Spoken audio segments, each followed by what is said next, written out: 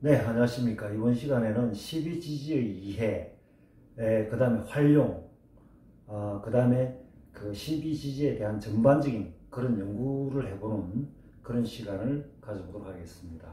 자, 그럼 먼저 12지지를 작성하고 난 다음에 설명을 붙이도록 하겠습니다. 자, 추, 인,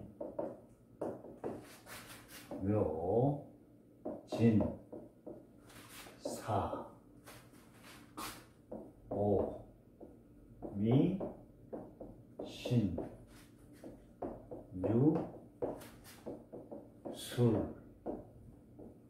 해. 이렇게 여러분들 그 사주를 맨 처음 배우면은 10청강과 12지지는 기본적으로 가장 기초적으로 다 알고 있어야 되겠죠, 그죠? 여러분들 많이 눈에 익었을 겁니다, 그죠? 많이 익었을 겁니다. 자, 지금 오늘은 조금 전에 얘기했다시피 12지지에 관한 의미, 또 어떤 활용, 12지지를 실제적으로 사주에서 어떻게 활용하는가, 또 어떤 의미를 갖고 있는가, 여기에 대한 연구를 한번 해보는 시간 갖도록 하겠습니다. 먼저 자부터 시작되고 있죠, 그죠? 자부터, 그죠?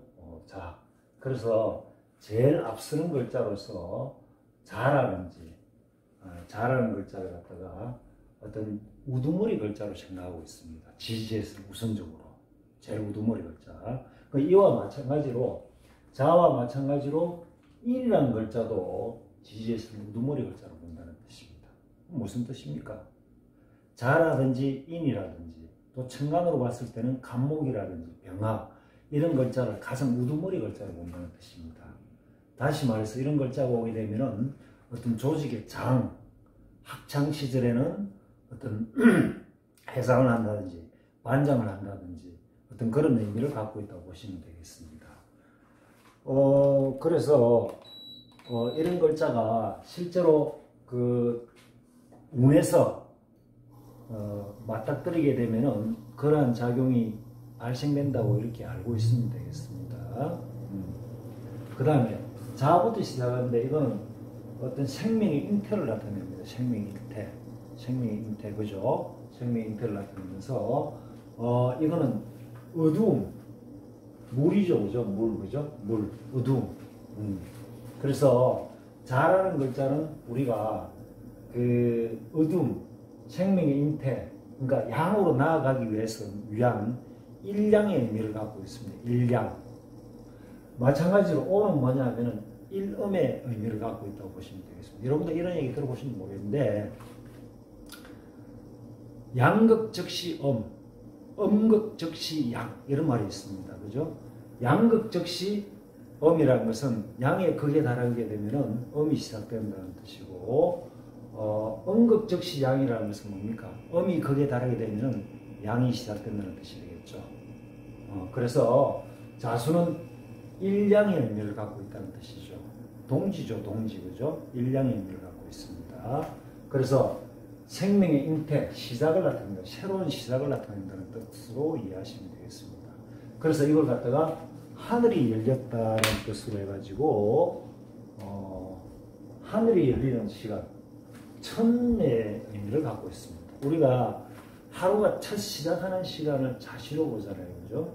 자시에 하늘이 열리는 시간이다. 그래서 제사를 지낸다든지 이렇게 그죠? 그런 일을 하죠. 그래서 어떤 생명의 잉태라는 뜻으로 갖고 있고 일양의 의미를 갖고 있다는 뜻으로 갖고 있습니다. 그 다음에 그래서 이 자라는 것은 뭐냐면은 비밀이라든지 어두움이니까 어떤 색정사라든지 그죠? 아니면 눈물 뭐 이런 의미를 갖고 있습니다. 비밀 거래 이런 식으로 이해하시면 되겠습니다. 자라는 글자를. 그 다음에 축이라는 글자는 뭐냐면은 이양이 되겠죠. 이양, 삼양, 사양, 오양, 육양입니다. 이게 육양인데 조금 이따 제가 설명하기로 하고 요거는 땅이 열린다는 뜻입니다. 천지죠. 땅이 열린다는 뜻. 그죠? 땅이 갈라진다는 뜻도 되고 땅이 열린다는 뜻도 됩니다. 땅이 열린다는 뜻도 되고 그래서 이 시간은 땅이 열리는 시간이다. 그래서 천지 개벽의 의미를 갖고 있다고 보시면 되겠습니다. 자축이라는 것은. 그래서 축시가 원래 그 사람의 기운을 갖다가 가장 그래서 축시는 반드시 잠을 자야 된다는 말이 있습니다. 축시에 하늘이 열리고 땅이 만나는 그 시간이다. 기류가 통하는 시간이다. 그래서 그 시간만큼은 충분히 잠을 자는 게 가장 중요하다. 뭐 이런 말을 많이 합니다. 그렇게 이해를 하시면 되겠습니다. 조금 전에 봤던데 이 자는 어떤 그 귀를 나타냅니다. 귀 그죠? 귀하다 할 때 귀. 그죠? 청귀성입니다. 청귀성이라고 하고 축은 액을 나타냅니다. 병 이런 의미도 갖고 있습니다. 축이라는 좀 축축하잖아요, 그죠? 그래서 축은 어떤 그 재개발 지역 이런 의미도 갖고 있습니다.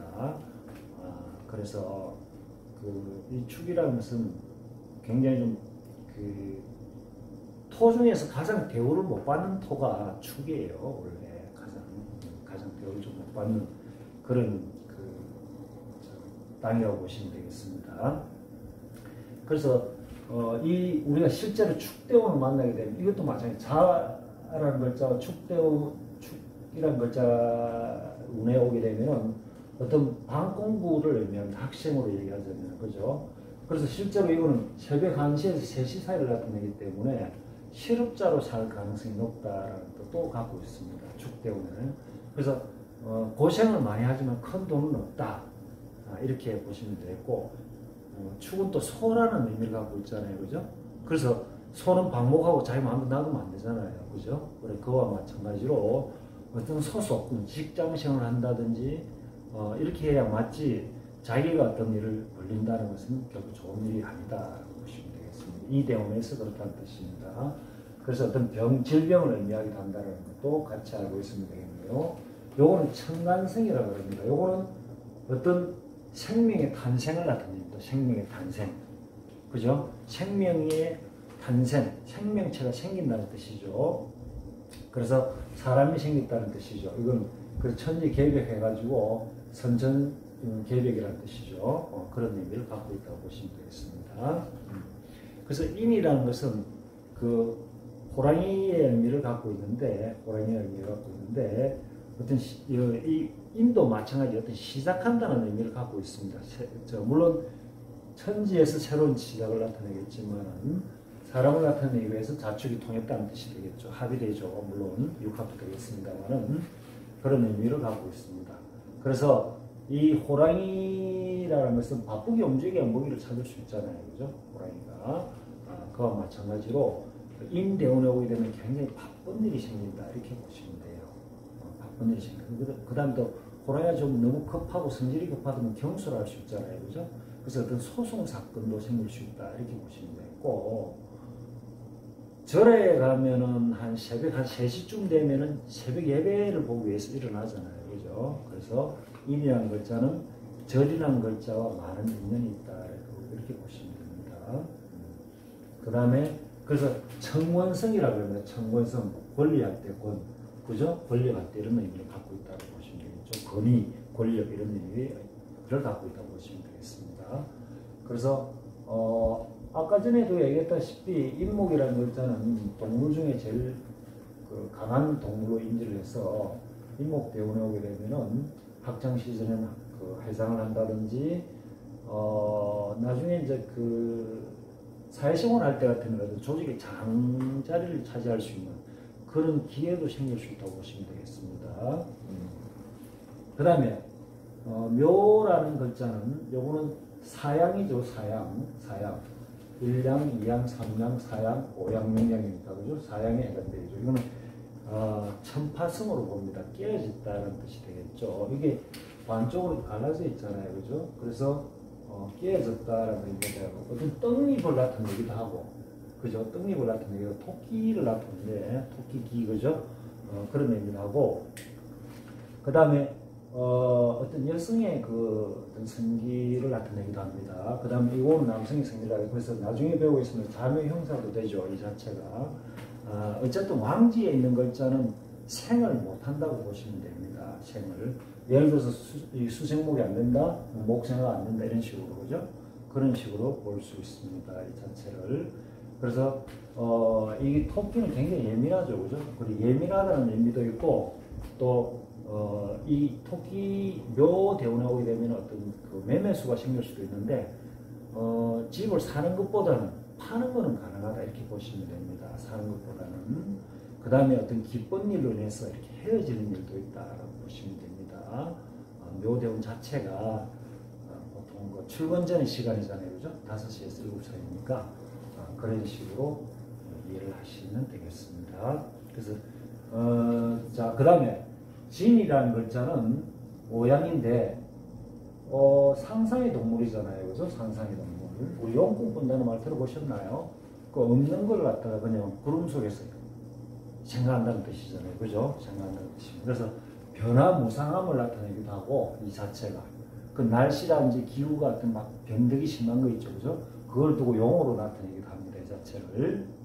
그리고 이 용은 조금 전에 얘기했다시피 이상세계를 나타내기도 합니다. 이상세계. 그죠? 현실과 좀 동떨어지는 거 있죠. 그죠? 그런 의미를 갖고 있다고 보시면 되겠고, 이건 청간성이라 그래가지고 어떤 지능이 뛰어나다 이런 말도 될 수도 있겠고, 그죠? 재주가 있다 이런 의미도 될 수도 있습니다. 하지만 살짝 뭔가 숨기는 그런 느낌도 있을 수 있다고 보시면 되겠습니다. 뭔가 숨긴다, 감춘다 이런 뜻으로 보면 됩니다. 이 자체를. 그래서 우리가 진 같은 경우는 만약에 사업을 한다든지라면 어떤 전문적인 직업 사업보다는, 그러니까 고가로 나아가는 어떤 전문적인 직업보다는 사업보다는 그 저가이면서 다양한 어떤 그런 상품을 갖고 있으면서, 그죠? 그런 장사를 하는 게 좋다. 즉 우리 박리담회라는 말 들어봤죠? 많이 적은 이윤을 남기면서 많이 팔아갔어요, 그죠?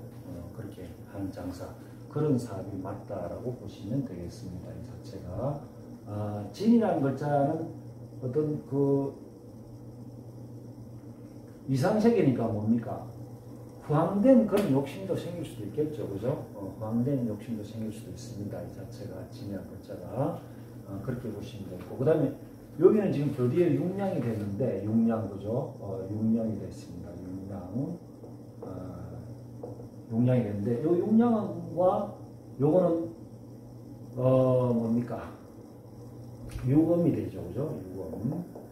유금이 되는데, 우리 사라는 글자는 어떤 천문성을 나타내서 아주 공부에 재능이 있다, 뭐 이런 말도 있고, 충효의 의미를 갖고 있기도 합니다. 그래서 우리가 보통 운을 볼 때 보면 그 운이 끝날 때 되면 그 인연이 끝났다는 뜻이잖아요. 그죠? 그래서 부모님께 효도할 수 없다, 나라라든지 어떤 국가, 조직체에 충성할 수 없다, 이런 의미를 갖고 있습니다. 그래서 사대운에서는 부모님을 모시는 일이 있어서는 안 되겠죠. 그 다음에 또 회사 같은 경우, 직장 같은 걸 그만둘 가능성이 굉장히 높다, 이렇게 보시면 됩니다.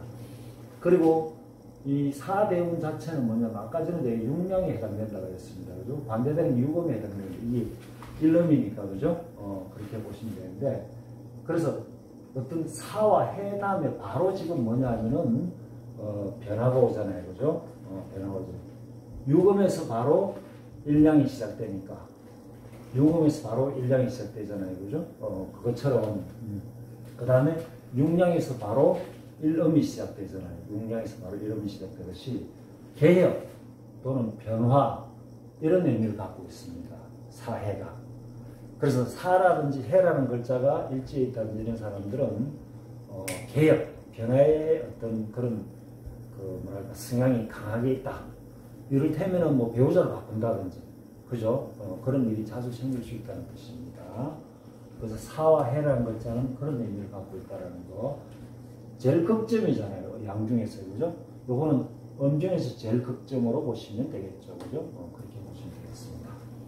그 다음에, 이 사화를 지나서, 사화 같은 경우는 이제 그런 의미로 이해하시면 되겠고, 양계가 완전 가득 찼다는 뜻이고, 그 다음에 요거는 지금 오화 같은 경우는, 오화도 마찬가지, 아까 전에 자축을 천지라고 했는데, 여기도 천지로 보시면 되겠습니다. 요거는 구천계별로 봅니다. 그죠? 요거는 귀신신자를 쓰기도 합니다. 그래서 정신세계를 나타낸다는 뜻입니다. 그 다음에 이 오화 같은 경우 우리 홍림살이랄까 어떤 도화살의 의미를 많이 갖고 있죠, 그죠? 그래서 연지에 있느냐, 월지에 있느냐, 일지에 있느냐, 시지에 있느냐에 따라서 거기에 맞춰서 통변을 하면 됩니다. 어떤 도화기가 발동된다고 이렇게 해석할 수도 있습니다, 이 자체를. 오화 자체를 어떤 카드라는 의미도 되고 외상이라는 의미도 되고 부도라는 의미도 됩니다.